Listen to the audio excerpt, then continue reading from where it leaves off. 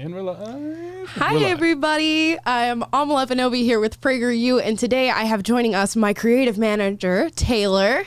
What's up, guys? I actually have a camera today. Yeah, so Taylor actually gets to say hi today, which he hasn't been able to do on a stream yet. So we've got his own camera, and he'll be commentating with me today in the absence of the Will Witt.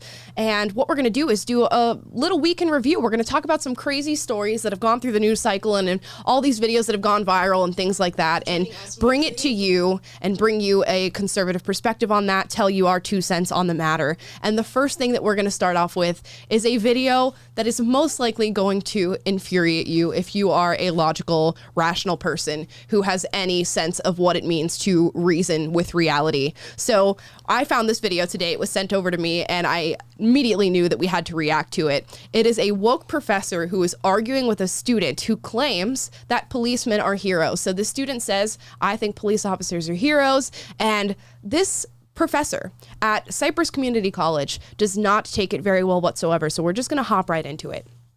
Here we go. You brought up the police in your speech a few times. So what is your main concern?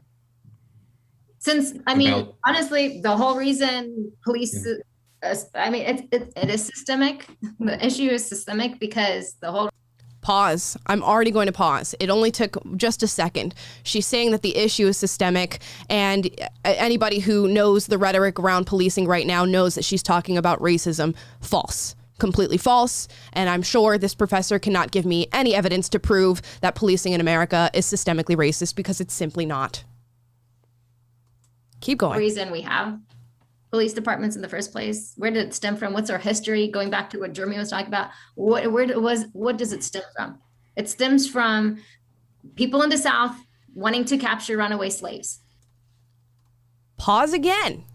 Again, this professor is false. Police being a policeman does not stem from slavery whatsoever. It does not stem from slavery whatsoever.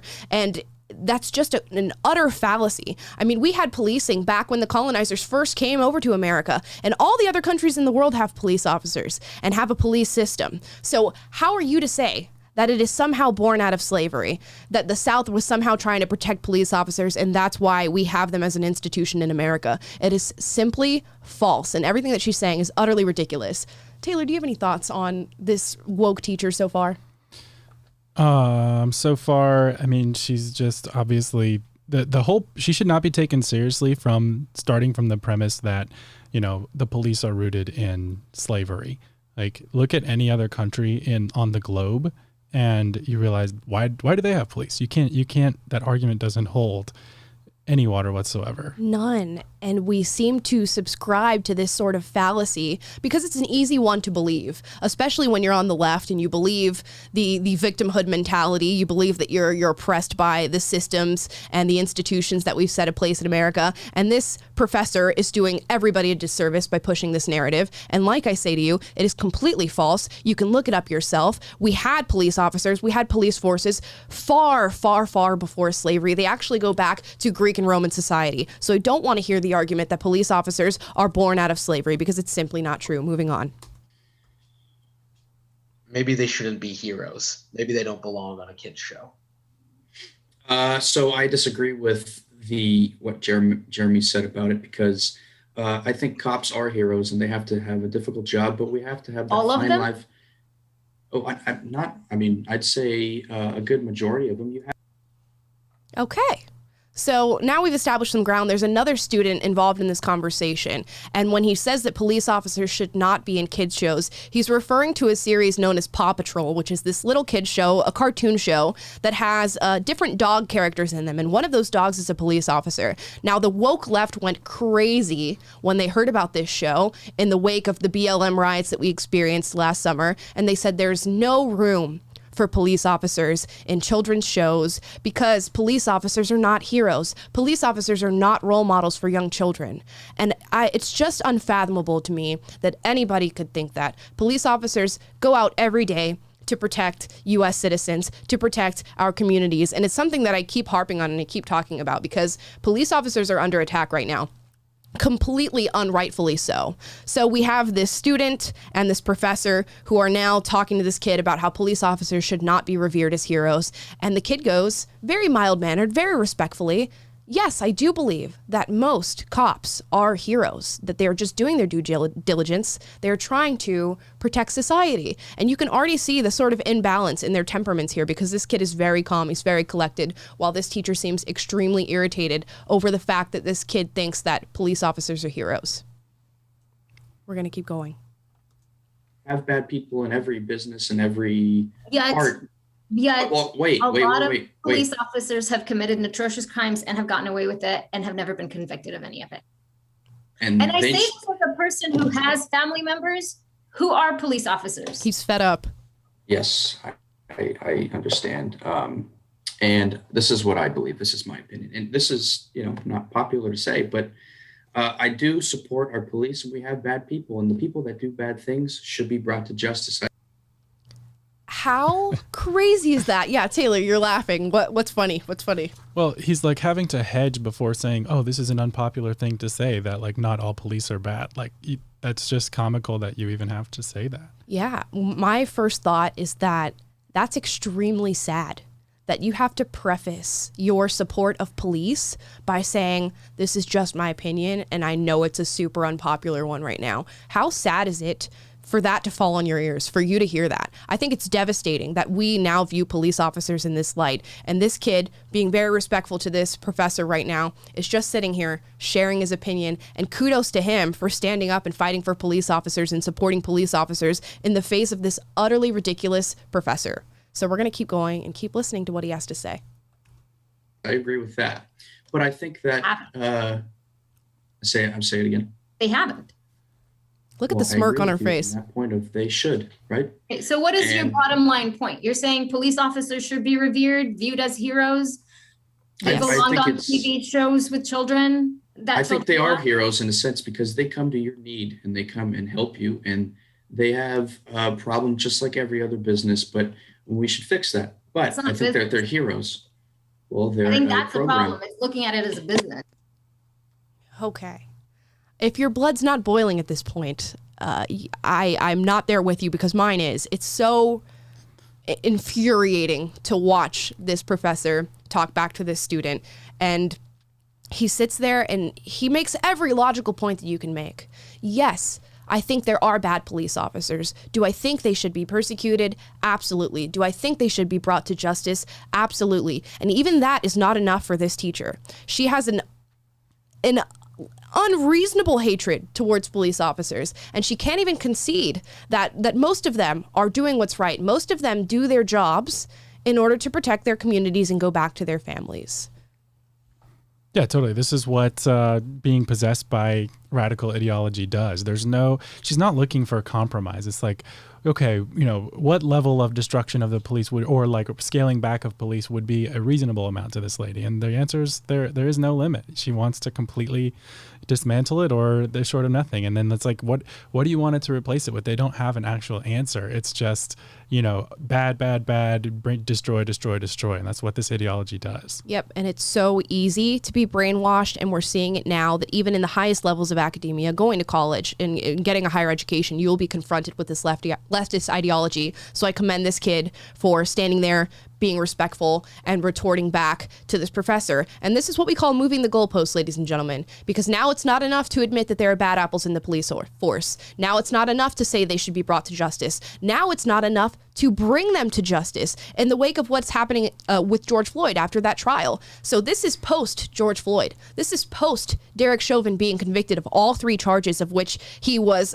charged for, which he was arrested for. So even that is not enough justice for the woke left. And this student, that's what he's up against. So let's keep watching.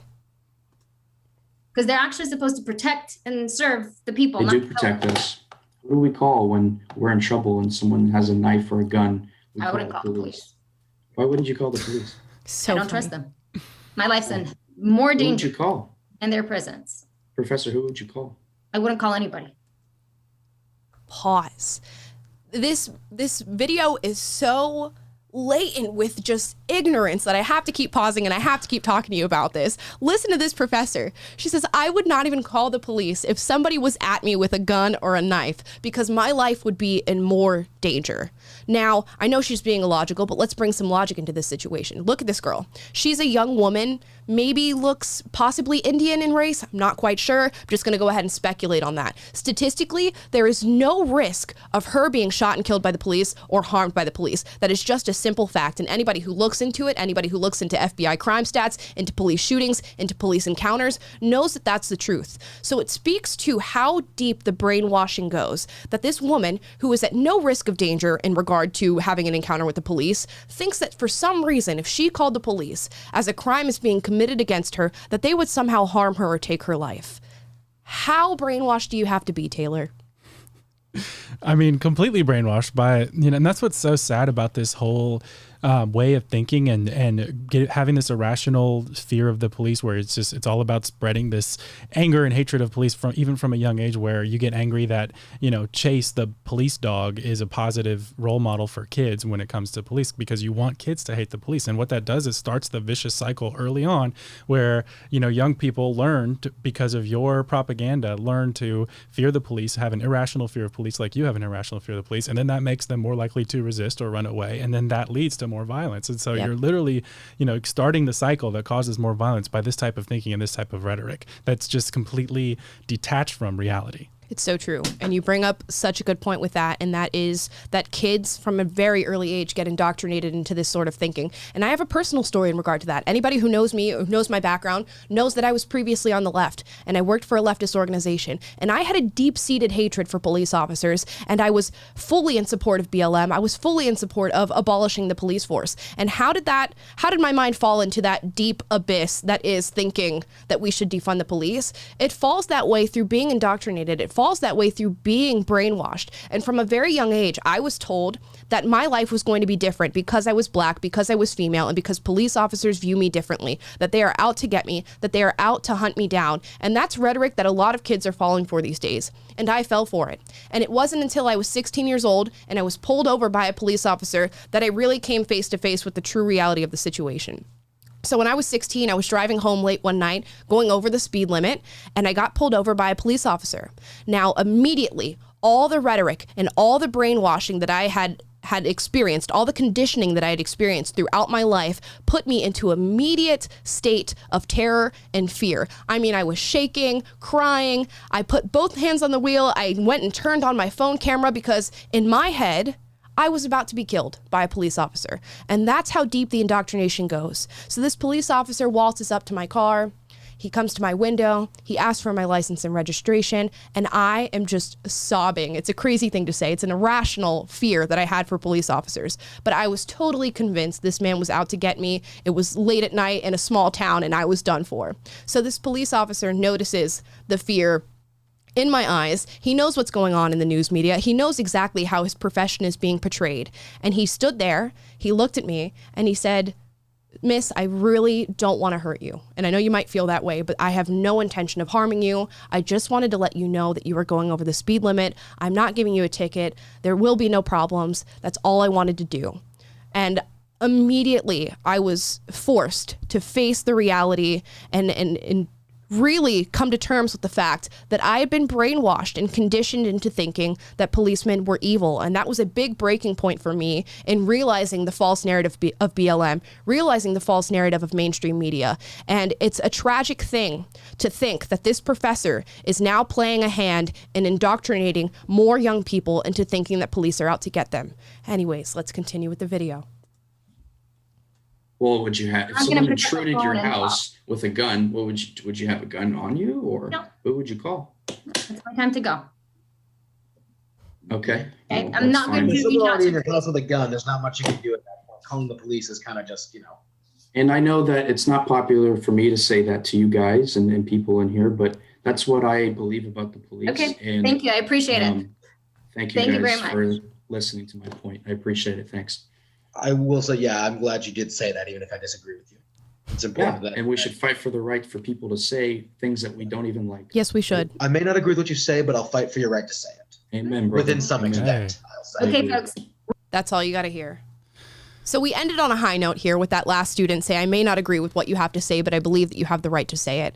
But another thing that I wanted to point out is, again, look at the difference in temperament between this professor and this student. He is of the utmost respect, showing her the utmost respect in this debate here. And she is completely dismissive. She completely brushes him off. And it's totally ridiculous the way that she treats him. A woman who is supposed to be a role model for how young kids act is supposed to show them how to conduct yourself as an adult, how to really have a civil discussion, a civil debate about these issues. And this college kid is showing her more respect than she shows him. And the whole premise of this debate, that somehow policemen are not heroes, is utterly false. And to the policemen listening out there, or the families of policemen, or anybody who is close to anybody who is a police officer, thank them for their service. And I'm thanking you for your service right now, because you are doing a dangerous profession. You are a hero for wanting to go out and be underpaid to go and protect your communities. Any parting thoughts on that, Taylor? I know it was a lot. No, you're killing it. People are commenting that our shelf is falling down, which we know. Yes. Sorry, guys, but we're making tiny improvements week after week on these lives, and we'll get the set in working order. So the mug may go next, but it's fine. But no, how about just how wild it is that the lady was like, yeah, if I would literally rather die than call the police. Like, that's how, there goes the mug. I don't know if y'all heard it. Like, I would literally rather die than call the police. And then the other guy said, yeah, if someone shows up to your house with a gun, it's too late to call the police anyway. And it's like, well, not if you're a gun owner, right? Gun owner. Exactly. Like, Second Amendment, right? And that's, so it all kind of ties together. Just this whole ideology just seems to be, not able to work in reality. It's so strange, and it's so void of logic that it's hard to even fight these arguments with logic. And I get into these conversations a lot. How do you fight leftist ideology when it is not founded in logic? And that's a real issue that we face as conservatives, because we try to look at things through the lens of accountability, through the lens of personal responsibility, through the lens of logic and reason. But the left is not fighting on that same battlefield. And it's honestly fighting with two different forms of rules at this point, because the left does not want to hear logic. They just want to spout whatever ridiculous rhetoric they've been told, and they will say it till the day that they die. And this professor is a vivid example of that, saying that she would rather die than have a police officer risk his life and come and save her. So I wanted to share that video with you so that you could be just as outraged as I am, as I so clearly am. But we're going to move on to other things that have been happening in the news this week. And this is a breaking story today. I'm going to show you this article here. The U.S. will now restrict travel from India starting Tuesday. And for those of you who don't know about this or why this is happening, it is happening because COVID-19 is running rampant through India, and they currently do not have the resources to protect themselves from the surge. So the U.S. is trying to sort of block ourselves off and restrict travel from India to clear ourselves from having that trouble, having another surge of this ridiculous, horrible pandemic in our country. Now, the response to this has been really interesting. A lot of people are, again, using the same rhetoric that we saw in the last administration when we did a travel ban and calling this xenophobic. Taylor, what are your thoughts on this? Complete nonsense. It's just simple rational risk assessment to say, okay, there's a huge outbreak of cases in country X, so we're going to limit travel from country X. And they take that X and turn it into xenophobia. That was a great segue. It was a great segue. Should we try? Yeah, so it's, again, like I said, so devoid of logic, so devoid of reason. And I think we're going to see this xenophobic rhetoric regardless of who's doing the travel ban. It's just so interesting. At least the left is consistent. Right, Taylor? Yeah, at least they're consistent on this one. We got to give them credit on that. But it just makes total sense that COVID-19 is running rampant in India, so maybe we should stop the travel from India for a little bit, let them get a handle on their situation, and then we can open up travel and we can allow people to go from the U.S. to India. That seems completely logical to me, seems completely fair, and not at all xenophobic. So I just wanted to share that with you in case you guys didn't know. Just real quick, there goes the shelf. All right, now there's nothing more that can fall, so I think we're safe. It just goes to show you that the fact that this, like the word xenophobia was trending, I think number 2 on Twitter this afternoon because of this, this story, just goes to show you how quick people or how eager people are to like virtue signal, because their response, it's again, it's this pseudo reality where people aren't living in a world of facts and logic and rational risk assessment or anything. They're living in a world of virtue signal and wanting to up their social credit score as quickly as possible. So they see the story break and it's like, ooh, let me hop on Twitter and say, this is somehow racist because that'll make me look good to my friends. And it's just, complete and utter nonsense. And we're just going deeper and deeper into this hole. But you have to think that this whole woke nonsense, irrational bubble is going to pop at some point. I hope so. There's got to be some just average Joe, everyday people who are watching this from the outside and just thinking this is garbage. This is trash. I can't believe our society is heading in this direction. And I think at some point, those average Joes, those normal people are going to start speaking up because it's getting ridiculous. It's getting overwhelming. And this, this speaks to your story of how, you said like a big part of what woke you up was just being awakened to the facts, and like the world that you were living in of this narrative was just didn't correspond to reality. And that same thing Thomas Sowell famously said, when Dave Rubin asked him, what was your wake up call from this, socialist Marxist way of thinking? And he said, in one word, facts. So that's all it takes. And I think, the left is so far removed from reality that people are going to start waking up and realizing that none of the stuff that they are experiencing in their real lives is a true reflection of what the left has to say or what the left has to offer. And I think the more ridiculous they get, the more people are going to wake up. So I'm almost inviting it at this point. I'm almost inviting the left to get more and more ridiculous because I think that's when they're truly going to expose themselves. Now, speaking of the left getting ridiculous, we're going to move on to our next story. And this is just a funny one here. So I'll show you this article. The SNL cast will not be forced to appear with the controversial host, Elon Musk. So for those of you who are unaware, Elon Musk is set to host Saturday Night Live, and Lorne Michaels, the creator of the show, has now told the cast that if they're uncomfortable with being on stage with Elon Musk because he's a controversial person, that they won't have to. So Taylor, do you want to explain some of the controversy around Elon Musk, why this is even being brought into question? The controversy is he's rich because of capitalism, and they hate that. So, honestly, like he's got his whole shtick is like making electric cars that supposedly are helping the environment. So, I don't know what they have to be outraged at, but they find something. And he's a rich white, billionaire, and they think he should be redistributing his wealth to, the less well, even though all of his wealth is tied up in his company's stake. It's not like it's just sitting in a bank somewhere that he's just hoarding it. Like this money's the value tied to the value of his company that he's running and growing, exactly. As he should.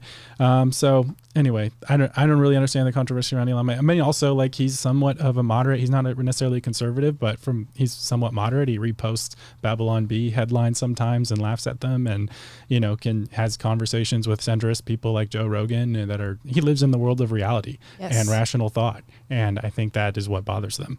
And he's getting quite a bit of backlash for being invited onto SNL. So I wanted to kind of go through that, and then we will juxtapose it by showing how ridiculous it is that this backlash is even a thing. So Aidy Bryant, who's one of the comedians on SNL, says that it's a moral obscenity that the 50 wealthiest people in America today own more wealth than the bottom half of our people, and that's there if you guys want to see her quote there. And then Michael Che at the Weekend Update, if you see SNL, he does a little segment called the Weekend Update. He says that Elon should get on and celebrate his SNL hosting by giving a couple $1 million to each of the cast members, which is a funny joke, but it's clearly a little stick at the fact that Elon makes quite a bit of wealth. And they're not happy to have him on the show because of this wealth. And it's so far removed from reality. Like I say yet again, let's look at the net worth of Aidy Bryant. Her net worth is $4 million. So she herself is a millionaire, although Elon Musk is a billionaire, so I guess there's some rivalry there. But she is worth $4 million. What about Michael Che? Oh, wait. Another $4 million in net worth. So it's so funny that they look at Elon Musk as this sort of obscure idea of what it means to be wealthy just because he's in the top 50 wealthiest in the world. Yet they are also part of the 1% here in America. So how far removed do you have to be to now view yourself as poor in comparison to Elon Musk when you are in the top 1%? So it's just utter hypocrisy. And to think that they can somehow make sticks at Elon Musk for this is just irrational. And yet they do it anyways. And Elon Musk has done wonders for the world with his innovation, what he's been doing with his own private company, which is why capitalism is a wonderful system. It's why the free market works. It makes people like Elon Musk with these great ideas and great innovations. It makes them capable of doing that, makes it capable of bringing their ideas to life. And with that, something that SNL supports is the whole climate change narrative, the climate change hysteria. And Elon Musk is a leader in the climate change movement. Right here, I'll show you an article. Elon Musk is putting out a $100 million prize for carbon removal. So he's hosting this competition to lower carbon emissions, to do something for the climate change movement, of which SNL speaks about often. So what is the disconnect between SNL and Elon Musk? Taylor, do you know? He's not woke enough. And so, if you don't follow the leftist orthodoxy that's out there, then they're coming for you. They don't care. If you don't pledge allegiance to the woke, with everything that you say and adopt all of the right positions and everything, then, they're going to find some way to criticize you. They're going to find some angle, even if you're a saint and could be construed as a saint, like you showed this article, why would you want to cancel this guy? These are the same people who make these like teary-eyed, over the top videos and appeals like, oh, please, Greta Thunberg is telling us we're ruining her childhood. Right.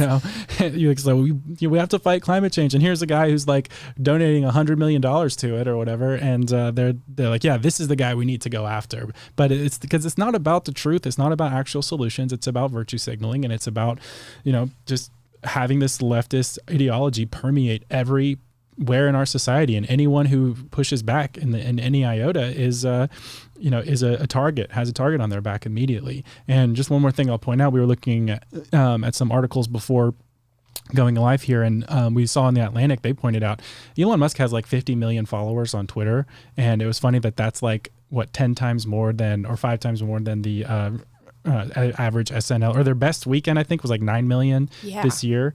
And so, he's, if anything, they're probably bringing him on, the producers are, because they need him to like boost their viewership, and all of his cast members are losing their minds over it because, you must be woke. Yeah, Elon is definitely doing them a favor by being featured on SNL. So now it's the millionaires, as we showed their net worths. It's the millionaires fighting against the billionaires, which is so funny. And it's a part of how the left eats itself alive. Like Taylor said, if you don't subscribe to everything involved with leftist ideology, they will throw you out and they will exile you. So sooner or later, they're going to eat themselves or just become so ridiculous that nobody will ever subscribe to anything that they have to say.